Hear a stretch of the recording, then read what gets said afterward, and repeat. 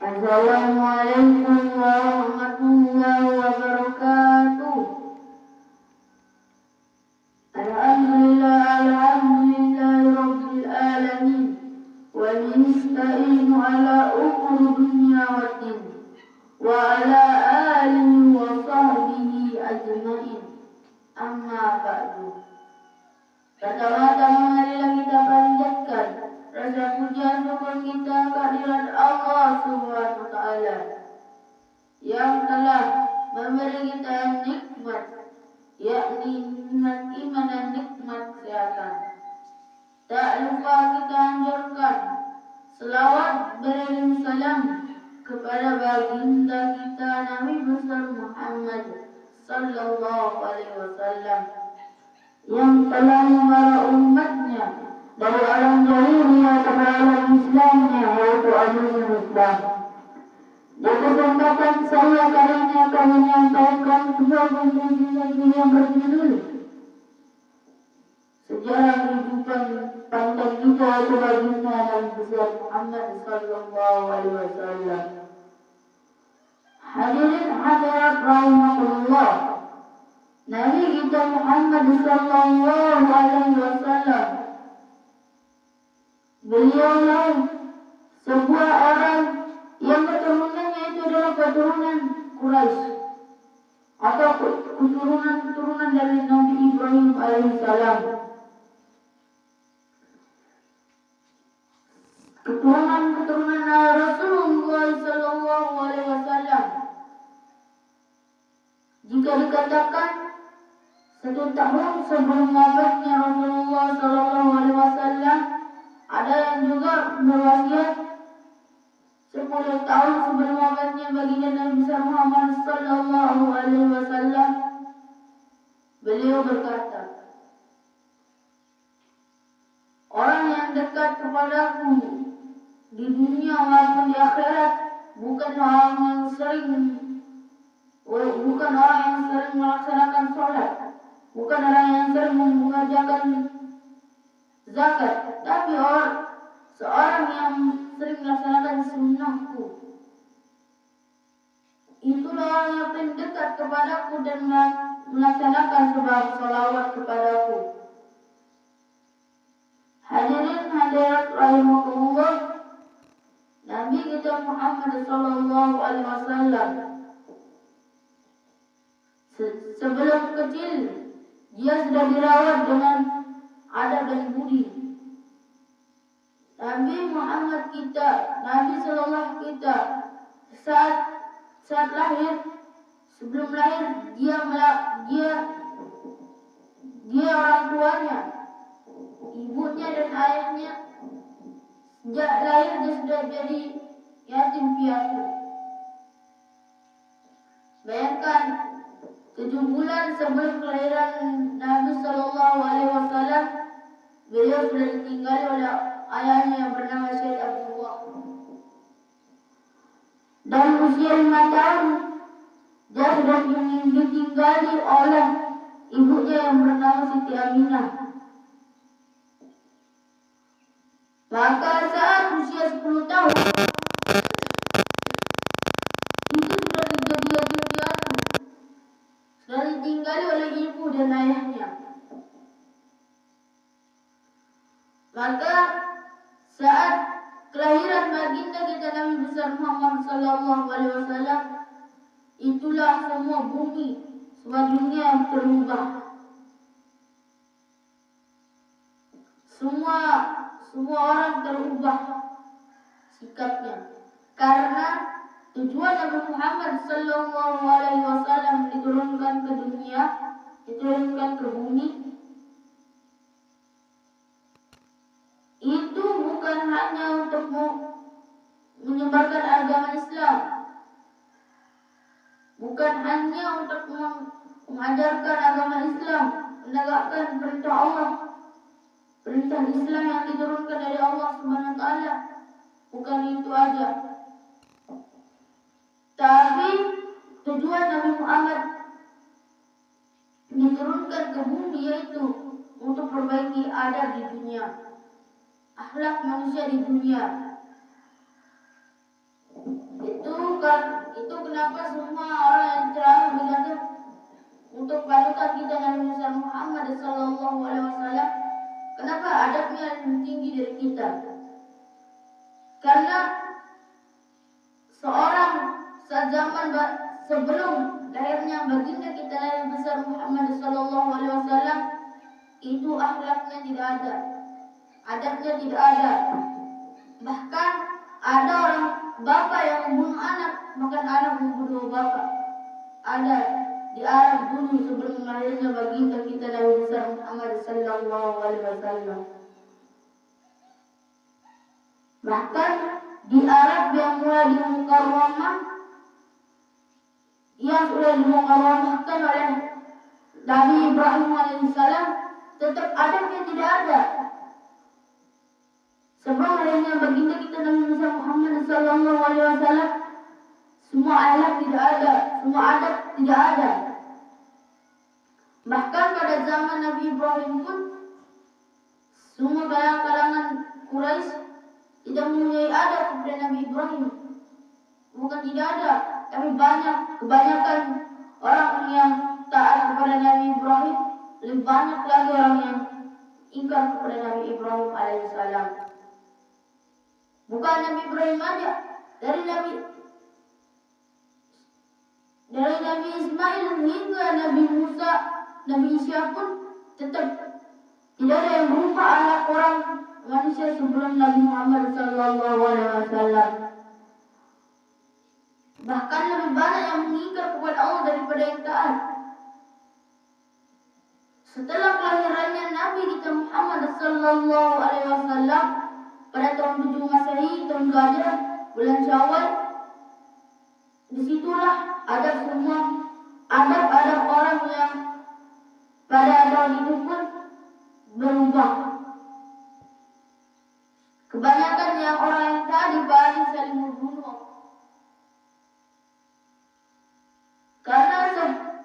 Karena sebelum ada baginda kita Nabi besar Muhammad sallallahu alaihi wasallam, disitulah banyak yang namanya budak.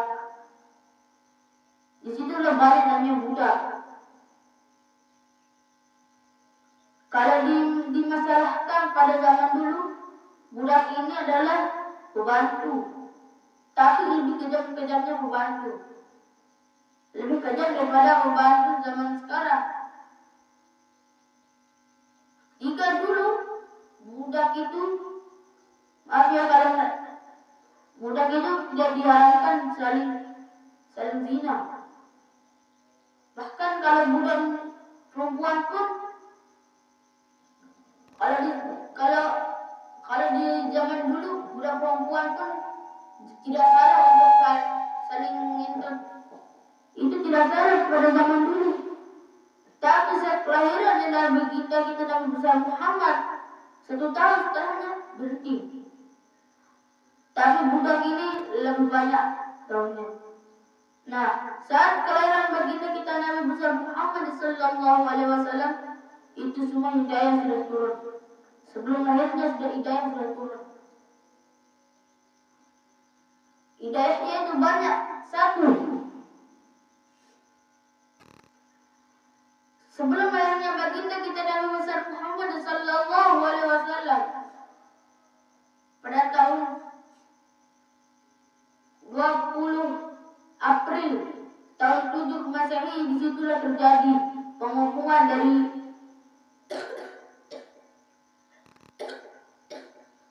Hisham yang dipimpin oleh Abrahah dari Afrika.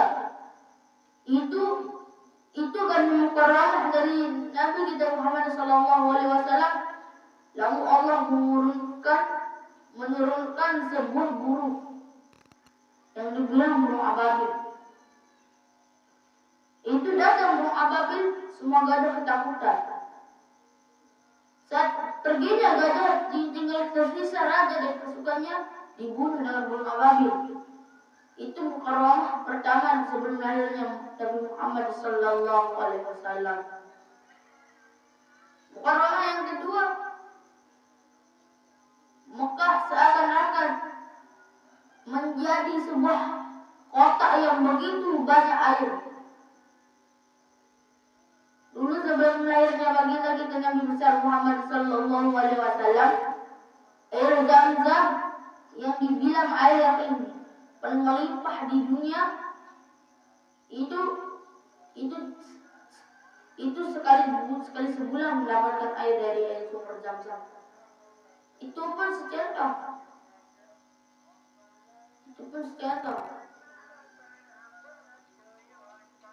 Sudah ada pendapat saat adanya kakeknya Rasulullah yang bernama Abdul Muthalib sudah dibongkar sumber Zam-Zam, itu keluar air sementara. Setelah itu semua Makkah kekeringan. Bukan Makkah aja, sebelah Makkah yang bernama Madinah pun kekeringan. Di Madinah itu disebut ada namanya sumur Mah. Sumur ini yang dijaga oleh kalau sekarang sudah dijaga oleh polisi di Arab. Sebelum itu sumur Mah itu diwakafkan oleh sahabat Utsman bin Affan. Nah, di sumur Mah pun tidak ada air, kekeringan. Bahkan kekeringnya sumur Mah. Lalu orang-orang dari Madinah sebelum ada Rasulullah, Madinah itu dikatakan Yasrib. Dari Yasrib minta air ke Mekah. Sekali sebulan satu orang itu maksimal setengah centong. Saking keringannya dulu. Saat kelahirannya baginda kita Nabi besar Muhammad sallallahu alaihi wasallam, bayangkan 1 jam sebelum kelahiran, air Zam-Zam yang mulanya mengering, mulanya air itu sedikit, lama-lama semua air pun keluar dari Ka'bah. Ibarat Makkah itu kebanjiran. Bukan kebanjiran karena hujan, melainkan karena air Zam-Zam. Saat Nabi Muhammad berusia 1 bulan, disitulah ada di setiap lautan Arab mengalami kegagalan dalam menangkap sebuah ikan. Muka Nabi Muhammad. Setelah itu, lalu Nabi Muhammad sallallahu alaihi wasallam semua unggul dalam persyaratan hingga akhirnya saat berusia 5 tahun, Nabi Muhammad ditinggali oleh ibunya yang bernama Siti Aminah. Saat sebelum kematian ibunya Siti Aminah radhiyallahu anha, disitulah Siti Aminah menemukan sebuah jasad dari bapaknya yang bernama Said Abdullah di mana di Yasrib atau dikenal dalam sekarang yaitu Madinah. Jadi hadirin rahimakumullah, sekarang ini ada 2 kota yang sangat mulia, yaitu kota Madinah dan kota Mekah. Kenapa? Di kota Mekah di situ kelahiran orang tuanya dan anaknya. Apa artinya? Yaitu ibu bapaknya, yaitu Siti Aminah dan Said Abdullah. Dan Muhammad itu dilahirkan di Mekah. Nah, jika di Madinah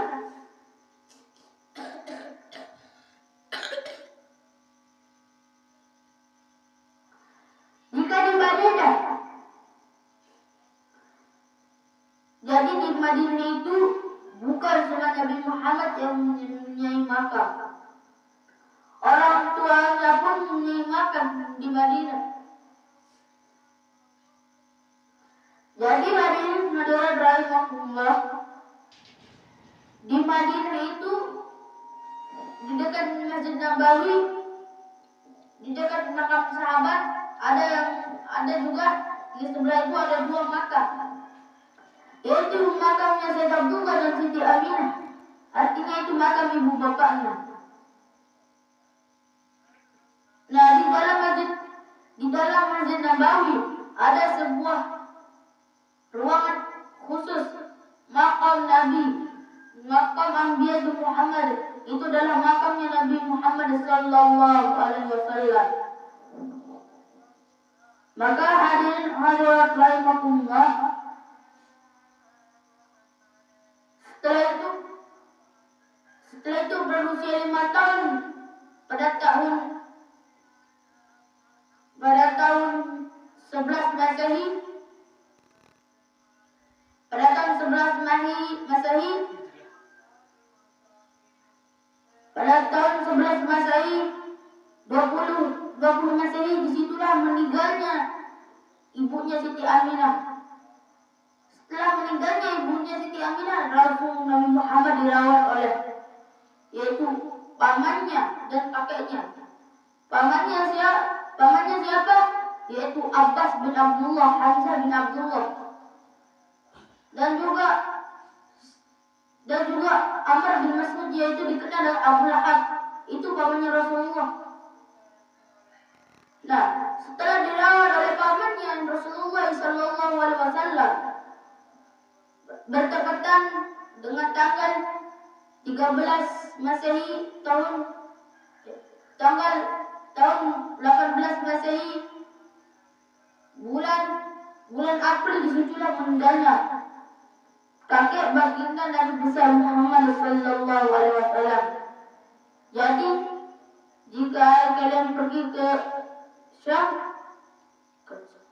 jika pergi ke Makkah, di situ ada tempat makam yang tulisan wa aliyakul Muhammad sallallahu alaihi wasallam. Itu kakeknya baginda Nabi besar Muhammad sallallahu alaihi wasallam yang meninggal pada bulan April tahun 13 Masehi. Disitulah meninggalnya kakeknya Nabi Muhammad sallallahu alaihi wasallam. Setelah meninggalnya kakek Nabi Muhammad sallallahu alaihi wasallam, disitulah dirawat pamannya yang bernama Abdul Muthalib. Jadi hadirin hadirat rahimakumullah, saat meninggalnya kakeknya yang bernama Abdul Muthalib, di situ ada pamannya yang bernama Abu Talib dan Hamzah. Nah, mereka berdua ini merawat baginda Nabi besar Muhammad sallallahu alaihi wasallam sampai berusia 20 tahun. 20 tahun. Karena 25 sudah 26, di situ tepatnya Nabi Muhammad menikah. Nah, saat dirawat dari usia 10 hingga 20, jadi 10 tahun dirawat oleh Sayyidina Abu Talib dan Sayyidina Hamzah. Nah, tugas dari pamannya yang bernama Abu Jahal atau Abu Lahab itu memberikan sahur kepada baginda kita Nabi Muhammad sallallahu alaihi wasallam yang berjumlah 10 dirham. 10 dirham setengah, artinya 1 juta satu hari dikasih sahur oleh Abu Lahab kepada baginda kita Nabi Muhammad sallallahu alaihi wasallam. Nah, saat kecil Nabi Muhammad diajarkan menjadi pengembala dan berdagang. Nah, pengembala dan berdagang ini butuh yang lama. Bayangkan, pengembala, kalau di bahasa kita itu anak sapi itu bukan menjalankan dari rumah ke kebun, bahkan ke padang pasir membawa semua domba-domba. Bayangkan, dari Mekah ke Syam, itu juga dipakai. Kalau kita pergi dari Mekah ke Syam itu menggunakan sebuah mobil atau truk, itu perjalanannya itu menempuh 1 jam. Apalagi jika menempuh perjalanan dengan jalan kaki, bayangkan. Nah, setelah pengembala, disitulah berdagang ke negeri bukan negeri, ke kota. Ya ke kota yang bernama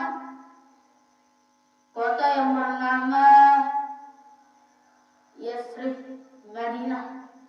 Itu pertama berdagangnya baginda Nabi Muhammad sallallahu alaihi wasallam ke Madinah. Karena dulu belum dinamakan Madinah, ke Yasrib. Maka pergi berdagang ke Yasrib. Disitulah Nabi Muhammad sallallahu alaihi wasallam menjual sebuah cangkir dan sebuah kurma. Cangkir dulu dalam Arab dulu bukan dari sebuah belahan, bukan. Dari tanah liat yang dibentuk menjadi cangkir itu dijual oleh baginda kita Nabi Muhammad sallallahu alaihi wasallam. Nah, saat dibeli oleh pertama yaitu bernama sebuah wanita saleh satu-satunya yang ada saat zaman baginda Nabi Muhammad, yaitu Siti Khadijah. Siti Khadijah menikah dengan Rasulullah SAW. Rasulullah berusia 60 tahun, 25 tahun, sedangkan Siti Khadijah menikah dengan baginda Nabi Muhammad 40 tahun. Maka hadirin rahimahumullah, selesai berdagang ke Madinah, lalu berpindah ke kota yang lain yang bernama kota Syam dan Taif. Itu yang dijual barang dari Mekah ke Taif. Setelah itu baru ke Madinah, ke Mekah. Waktu Rasulullah SAW saat berdagang itu bukan hanya sebentar, bahkan berbeda pendapat. Ada yang 1 bulan, bahkan ada yang 1 tahun beliau berdagang. Nah, maka alim ulama yang berkata bahwa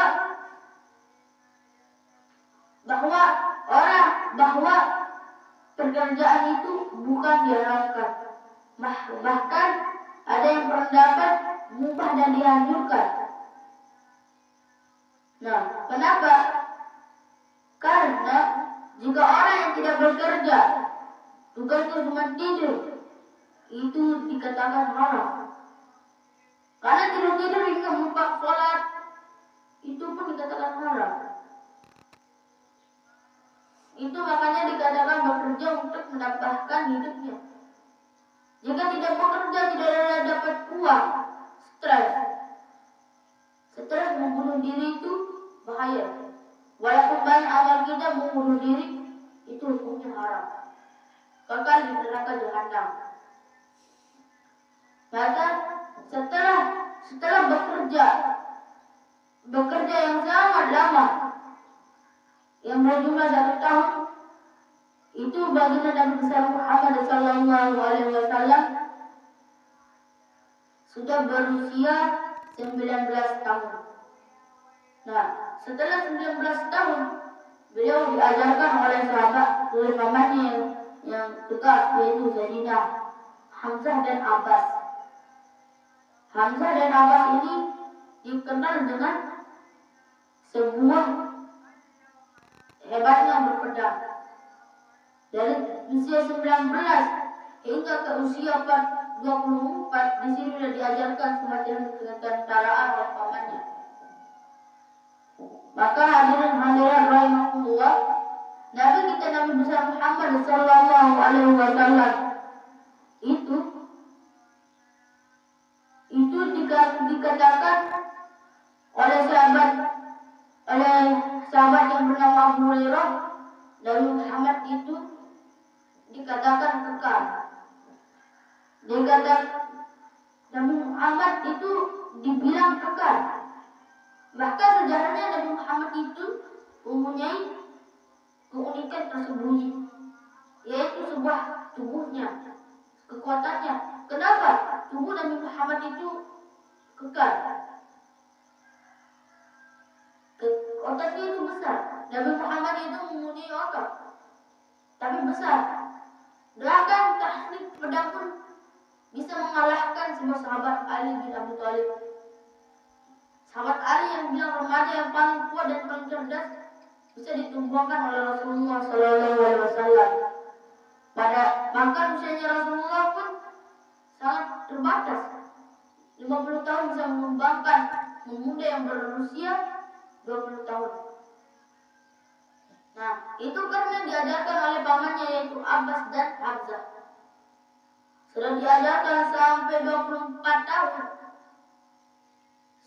Setelah 24 tahun selesai diajarkan, disitulah diajarkan berkuda. 1 tahun diajar berkuda, jangankan 1 tahun, 1 bulan sudah hebat berkuda. Bahkan bisa mengalahi tandingan dari pamannya. Saat tahun 25 tahun, itulah Nabi Muhammad dijodohkan oleh Khadijah. Bersama Khadijah, dijodohkan oleh bersama Khadijah. Oleh bapaknya Khadijah yang ikut ajaran Nabi Ismail. Nah, setelah menikah, Nabi Muhammad SAW mendapatkan anak pertamanya, yaitu Said Qasim. Setelah Said Qasim ini sebentar hidupnya, karena semua anak baginda Nabi Muhammad SAW yang lelaki itu sebentar hidupnya, kecuali yang perempuan yang bernama Fatimah yang paling lama hidupnya, yang sampai mendapatkan keturunan. Nah, saat anaknya yang bernama Said Qasim lahir hidupnya itu bisa dibilang 7 bulan. Nah, setelah 7 bulan hidupnya, di situ Nabi Muhammad SAW meranjak naik ke usia 26. Karena lahirnya Rasulullah itu pada tahun 7 Masehi, tahun Gajah 20 April. Di situ kelahirannya Rasulullah SAW. Nah, setelah meranjak naiknya ke usia 26, disitulah meninggalnya putranya yang bernama Said Qasim. Nah, setelah beranjak 26, di situ pada 27 lahirlah anak yang bernama Said Abdullah. Said Abdullah ini dibilang dia hidup itu pada usia 7 tahun sudah meninggal. Nah, saat 1 hari sebelum meninggalnya Said Qasim, disitulah Nabi Muhammad beranjak usia 28. Nah, setelah meninggalnya anaknya yang bernama Said Qasim, disitulah lahirlah anak wanitanya yang bernama Ummi Kulsum. Nah, disitulah Ummi Kulsum lahir, bahkan yang wanita ini lama hidupnya. Ummi Kulsum dia hidup itu 1 minggu sebelum wafatnya Rasulullah SAW. Berarti 25 hidupnya. 25 tahun hidupnya. Anaknya yang bernama Ummi Kulsum. Nah, terus pindahnya Hasyim pada tahun 30. Pada tahun 30 Masehi, pada tahun 25 Masehi, bulan April tanggal 27, disitulah meninggalnya Siti Khadijah. Nah, setelah meninggalnya Siti Khadijah, disitulah menikah dengan Siti Aisyah. Nah, di tahun 30 Masehi, disitulah terjadi yang bernama Isra Nabi Muhammad Sallallahu Alaihi Wasallam. Kapan dapat wahyu pertama? Saat dapat wahyu pertama itu, dapat wahyu pertama itu 1 hari sebelum Isra Mi'raj. Itu dapatkan wahyu pertama. Wahyu kedua saat Nabi Muhammad sembunyi di gunung, di goa, pokoknya di goa. Disitulah disembunyi, di situ wahyu kedua. Nah, wahyu pertama bagi Nabi besar Muhammad SAW yaitu menjaga iman manusia. Nah, saat usia 30 tahun, disitulah kenabian Rasulullah SAW. Jadi kenabian Nabi Muhammad SAW itu 30, kerasulannya baru 40. Jadi pada usia 30 tahun di situ baru dikatakan Nabi, belum dikatakan Rasul, baru dibilang Nabi. Nah, saat Isra Mi'raj Nabi Muhammad SAW itu sudah dikatakan oleh Allah Subhanahu Wa Taala mendapatkan 12 jodoh. Berarti Nabi itu menikah dengan 12 gadis. Nah, istri terakhirnya Nabi Muhammad SAW yaitu Siti Juwairiyah, yang menikah dengan baginda Nabi besar Muhammad SAW saat 1 tahun sebelum wafatnya. Di situ dia menikah. Nah, hadirat rahimakumullah. Saat Isra Mi'raj Nabi Muhammad SAW itu sebelum Isra Mi'raj dia dibelah dadanya oleh malaikat Jibril. Setelah dibelah dadanya, disitulah Nabi Ibrahim, Nabi Muhammad SAW menggunakan sebuah buruk.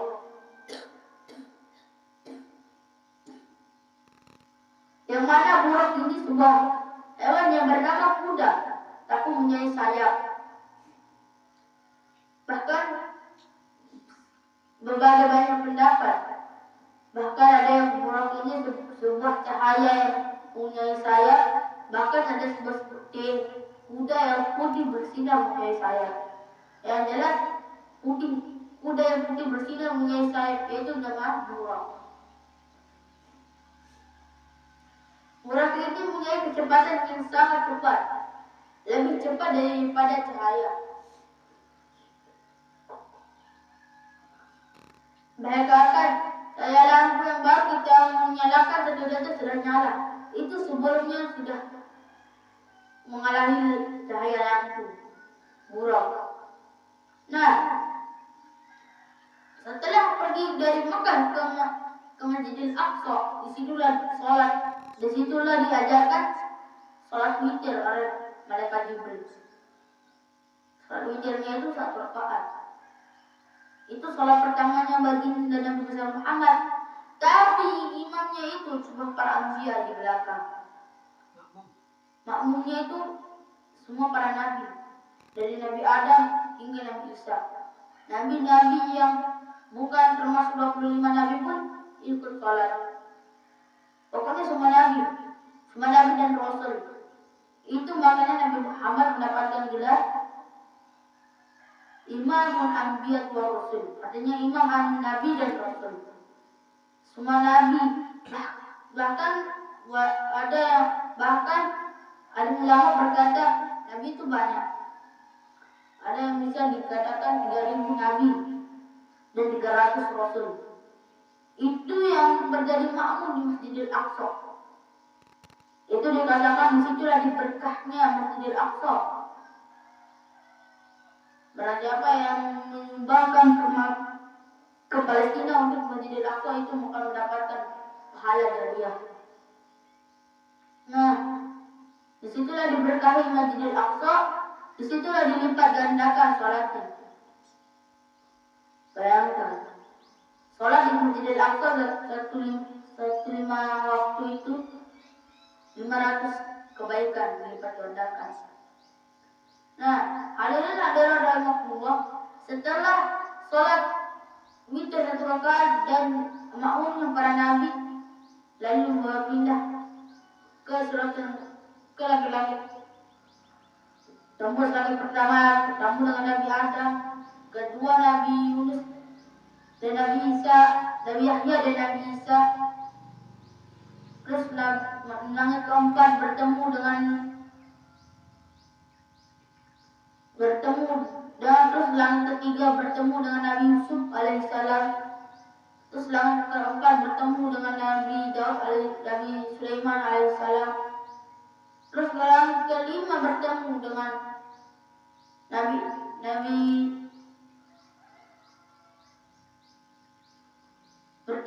Nabi Musa Nabi Daud alaihissalam. Saat ke langit ke-6 bertemu dengan Nabi Ibrahim alaihissalam. Saat ke langit ke-7 bertemu dengan Nabi Musa alaihissalam. Terus hingga ke Siratal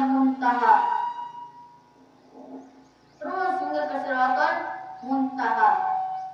Disitulah dapatkan wahyu, yaitu sholat 50 waktu mulanya. Terus naik turun ke langit ke-6 bertemu lagi Nabi Musa. Kata Nabi Musa, yaitu kurangilah, sungguh tidak mampu umatku yang dibilang kuat untuk melaksanakan ibadah salat. Setelah itu kembali mendapatkan 45 terus hingga sampai 5 waktu. Nah, di situlah dibawa turun ke bumi menjadi salat. Nah, sebelum melaksanakan sholat, disitulah turunnya mazhab yang diikuti. Nabi Muhammad SAW bukan hanya mengikuti mazhab kita, mazhab Indonesia Imam Syafi'i, bahkan mazhab Imam Maliki yang tidak menyelenggarkan pagi ini tegak itu diikuti. Nah, bahkan Nabi Muhammad SAW pernah suatu hari dipanggil oleh sahabat Abu Hurairah. Saat bilang assalamualaikum, dibilang waalaikumsalam, bahkan dalam keadaan sholat. Muhammad dalam keadaan sholat menjawab salam. Nah, saat menunggu turunnya wahyu, Nabi Muhammad menghadap ke atas. Nah, setelah turunnya wahyu, disitulah dilarang. Jangan menoleh ke atas, jangan membalas salam ketika sholat. Nah, saat Abu Hurairah mengucapkan salam terus dari jauh, disitulah perasaan mungkin Rasulullah benci dan Allah. Lalu dijawab, sungguh dari umatku tidak ada yang menjawab salam ketika sholat dan menoleh ke atas. Itu tidak boleh. Dan dari situlah tidak boleh. Nah, bertepatan dengan usianya Nabi Muhammad 40 tahun, disitulah diangkat menjadi Rasul. Saat dijadi Rasul itu, disitulah mukaramah dan kajian terjadi, yaitu ketika Nabi Muhammad SAW melaksanakan dakwah kepada kota Makkah. Disitulah diusir Nabi baginda kita Nabi besar Muhammad SAW. Diusirnya baginda Nabi besar Muhammad SAW dari Makkah ke Madinah itu 40. Usia Nabi Muhammad 40 tahun. Disitulah dibuat Masjid Nabawi. Disitulah diturunkanlah wahyu. Ada tahun baru Islam yang bertepatan dalam bulan Muharram, yaitu tahun Hijriah. Jadi hadirin rahimahullah, tahun yang paling banyak di Indonesia ini bukan Hijriah, melainkan Masehi. Nabi Muhammad saja lahir 7 Masehi. Sedangkan Hijriah itu terjadi, tahun Hijriah itu dibuat oleh Allah Subhanahu wa taala pada saat Nabi Muhammad berencana membuat Masjid Nabawi. Jadi Masjid Nabawi dibuat pada tahun 1 Hijriah. Nah, setelah dibangun Masjid Nabawi 1 tahun setelah itu terjadilah perang Badar. Perang Badar terjadi 2 Hijriah. Sedangkan perang Uhud terjadi 1 tahun setelahnya, jadi perang Uhud terjadi 3 Hijriah. Perang Khandaq terjadi 5 Hijriah, beda 2 tahun. Nah, Fathul Makkah itu terjadi pada tahun 12 bukan 5 Hijriah, 10 Hijriah. Karena Nabi Muhammad SAW wafat pada tahun 12 Syawal. Disitulah Nabi Muhammad wafat, hari Senin, bertepatan dengan hari kelahirannya. Karena hari Senin disitu tempat lahirnya Nabi Muhammad, dan situlah hari Senin tempat wafatnya Nabi Muhammad. Nah, tapi beda tahun. Kelahirannya tahun gajah, tapi kalau di sini tahun Hijriah, 12 Hijriah. Nah, sebelum wafatnya Rasulullah SAW, pada masih membahas tentang sholat dan puasa. Disitulah pada tahun 5 Hijriah, disitulah diturunkan wahyu yaitu turunnya 5 rukun Islam, yaitu pertama syahadat, kedua sholat, ketiga puasa, keempat zakat, kelima haji. Nah, saat diturunkannya sholat, disitulah bergetar Rasulullah. Saking susahnya sholat, maka disitulah diturunkannya namanya sholat Jumat. Pada 5 Hijriah diturunnya sholat Jumat. Kalau yang tidak sholat Jumat? Nah, sebelum adanya perintah dari sholat Jumat, disitulah semua manusia, semua sahabat melaksanakan sholat rawatib. Sama seperti rakaatnya sholat Jumat, tapi bedanya tidak ada rawatib, tidak ada yang berubah, tidak ada yang azan 2 kali, bahkan azan sekali, terus itu qomat, terus sholat 2 rakaat, sudah pulang. Itu sebelum diturunkannya sholat Jumat. Saat diturunnya wahyu sholat Jumat, disitulah ini sholat Jumat ini wajib. Bahkan disitulah yang malaikat Jibril mengajarkan Nabi Muhammad caranya sholat Jumat, yaitu berkhutbah, azan 2 kali, lalu sholat, dan zikir pulang. Itu juga melaksanakan sholat Jumat. Maka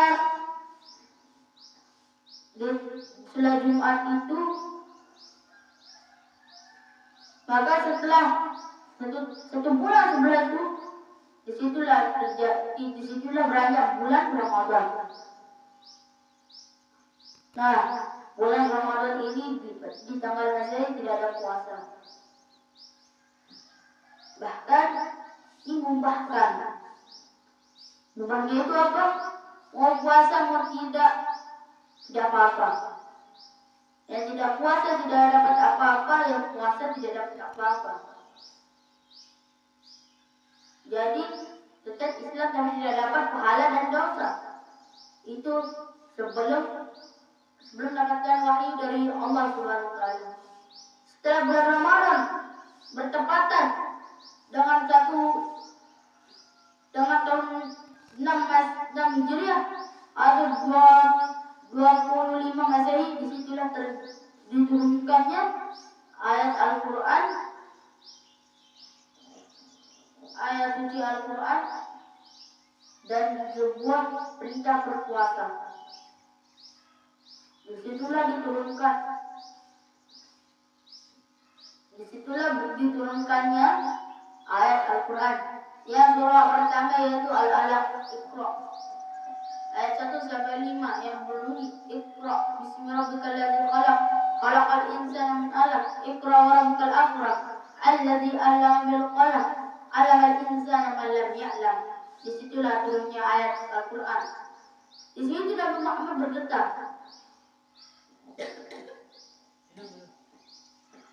Disitulah Nabi Muhammad berkata.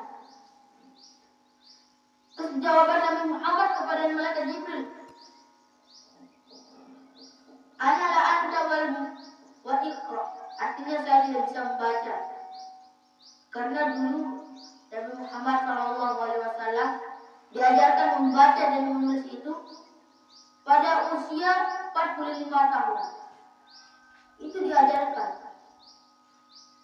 Saking sulitnya menulis dan membaca.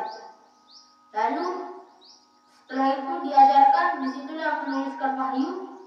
Walaupun diajarkan menulis, tapi bukan ada mualah, agak jelek tulisannya. Tapi saat membaca keras.